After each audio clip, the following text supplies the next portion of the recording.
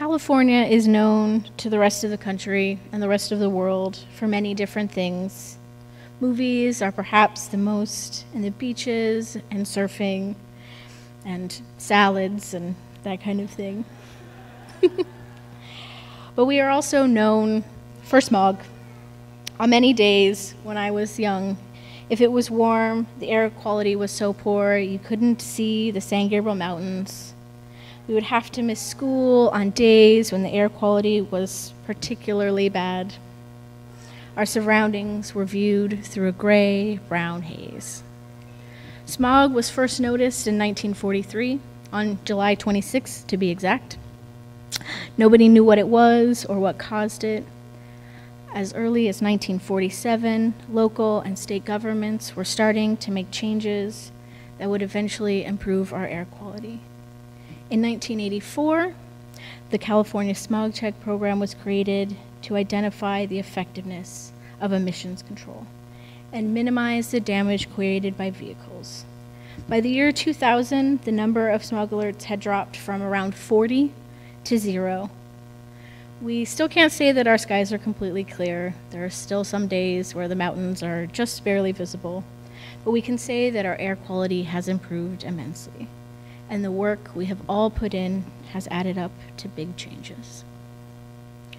Over time, with effective measures regarding emissions, the smog problem has improved. The mountains became more visible, children no longer had to miss school, the risk for cancer among our residents had dropped. There was a problem, and with about 50 years of progress, small but meaningful steps and intentions, there was improvement. California is now known for emissions regulations in our country, going from a bad example to a good example in a matter of decades.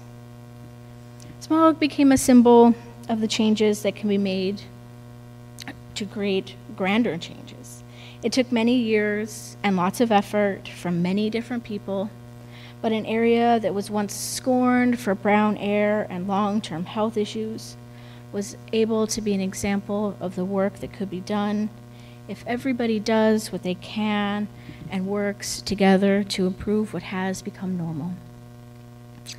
But now it looks like all of that work we have done has become threatening, and the changes we have made are viewed with disdain and suspicion. The Environmental Protection Agency has decided that our emission restrictions are unreasonable. If we continue on this path, the possibility is strong that we'll be right back to where we started. It's almost inevitable. Not only that, smog is no longer the biggest environmental issue of our day. There are almost too many to be named. There's always something we could be doing better. We can give up plastic straws or drive a hybrid car, save our rainwater to water our plants. There are many small things that we can be doing, but when faced with the news that our water levels are still rising, our commitment to improving air qualities has been deemed unreasonable and out of line. It becomes a matter of time before our hope for the future can begin to suffer. It's hard not to feel hopeless in this time. All of the work we have done seems like it might have been for nothing. It can be hard to have hope. It can be hard to see the world and all of its problems and truly believe that we can make a difference. We think that the small changes might have no effect. We think that things might keep getting worse no matter what we do. But the thing about hope is we don't need to see the future for it to be real.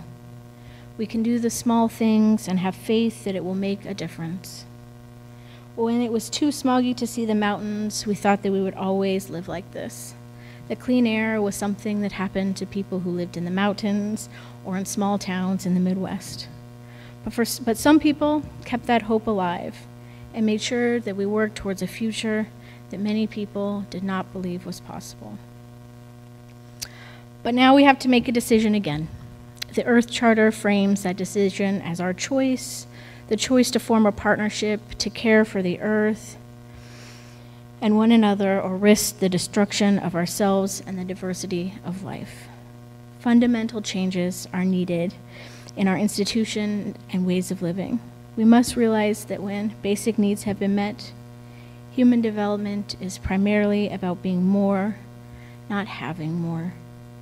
We have the knowledge and the technology to provide for all and to improve our impacts on the environment. The emergence of a global civil society is creating opportunities to build a democratic and humane world. Our environmental, economic, political, social, and spiritual challenges are interconnected, and together we can forge inclusive solutions. To make this choice, we have to fight the hopelessness that threatens to overtake us.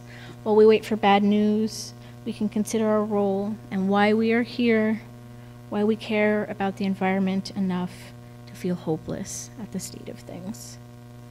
Our commitment to the environment goes beyond our seventh principle and calls for more than just an understanding of interconnectedness. Caring for our world means working towards justice for people in marginalized communities and understanding the value of small changes to improve our current climate. All of Los Angeles struggles with smog and pollution and poor air quality. In some communities, it's much worse than in others. In places like Vernon and Maywood and Irwindale, there was never a chance for a clear sky. People who live in industrial areas have always had more struggles with air quality. For them to have justice, it's important to consider them.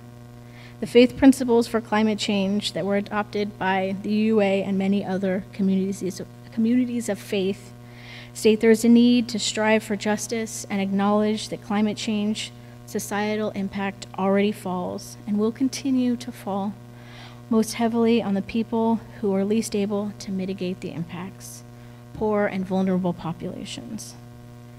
As a leading industrialized nation that has disproportionately contributed to greenhouse gas emissions, it's time for us to rectify this injustice. By saying that our state's commitment to improving air quality is unreasonable and out of line, authorities are saying that we care too much about our community, that we have too much hope for what can be done, that we have unreasonable expectations. However, those expectations are nothing more than an expectation for justice and compassion, justice for people who live in communities that have more factories than parks, compassion for people who work industrial jobs and spend their days breathing in chemicals and deserve that breath of fresh air at the end of the day.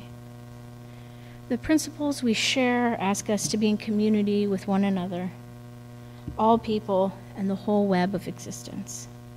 Sometimes it is possible to get too caught up in what we have always known. But to see lasting effects, it is time to move away from what we have already known and work toward justice, toward a world where we can all breathe a little easier. Reverend Jean Lloyd writes, "We can't always see the air we breathe, and by air, we're not really talking about that special mix of oxygen and nitrogen that we breathe. I'm talking about the culture we live in, the assumptions we make, the lens through which we see the world, and the invisibility of the cultural norms that allow us to blindly exploit the environment in such a way as to place a disadvantage on those with less choice and power."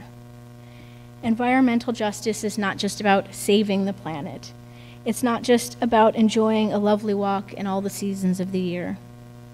It's not just about gardening or hiking or cleaning up a river, because she is our Mother Earth and deserves that much. There is more to environmental justice. This justice is an affirmation of our place within the interdependent web of all existence. Justice pursues the protection of natural systems and the ecological health of human communities, specifically disadvantaged, marginalized, oppressed, and indigenous communities, in a way that promotes basic human rights for all Earth's people. Justice makes sure that everyone has the benefit of all the resources the Earth has to offer in a fair and sustainable way. Justice means working towards a world that does not place the burden of our impact on the Earth unfairly on already oppressed communities, and understanding that not all people are able to make the same commitments to the earth based on their own abilities and resources. Environmental justice ensures that everybody is allowed to make their opinions and beliefs known, taking care that everybody is able to participate, no matter their race, class, gender, sexual orientation, age, education, or economic barriers.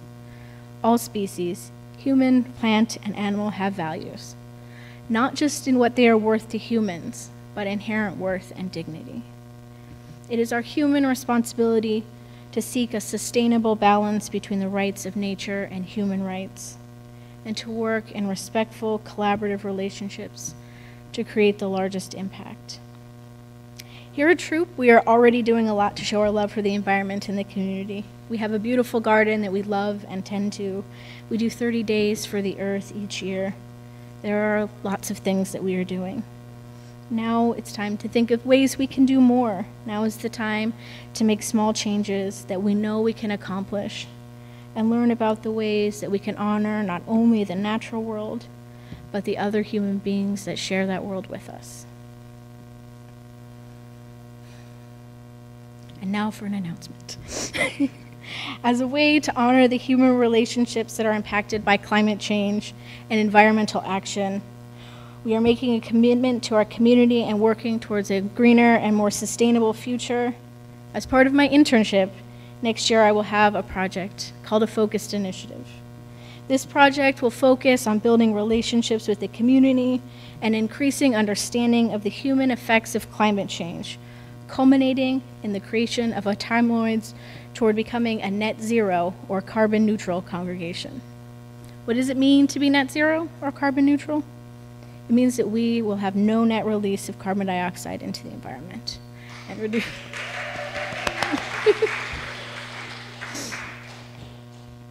This project will build relationships with a greater community and specific community groups who share the goals of improving the environment and working against climate change and oppression. This project will also include learning ways to engage with these groups outside the congregation and the ways our commitment can have an impact on the broader community. We will share openly the commitment to becoming a net zero congregation. This is not my project, this is our project.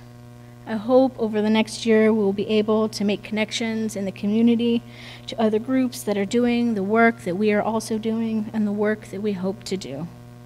I hope we are all to create a plan that will reduce the environmental impact of this congregation and to continue to show this community that we are committed to loving each other and loving this earth.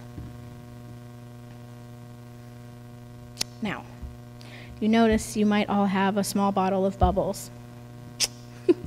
I want us all to blow bubbles together to signify the role that each of us as an individual have to improve our environment, not just for ourselves, for everybody. As you blow bubbles, watch as your bubbles join with those of the person sitting next to you and the rest of the people in the room.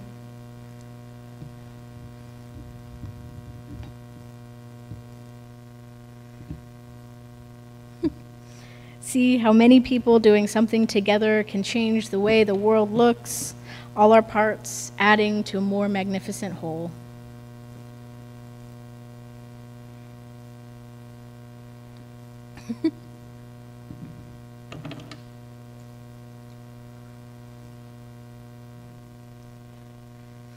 As bubbles fade and our commitments become part of the air we breathe, let us sing together.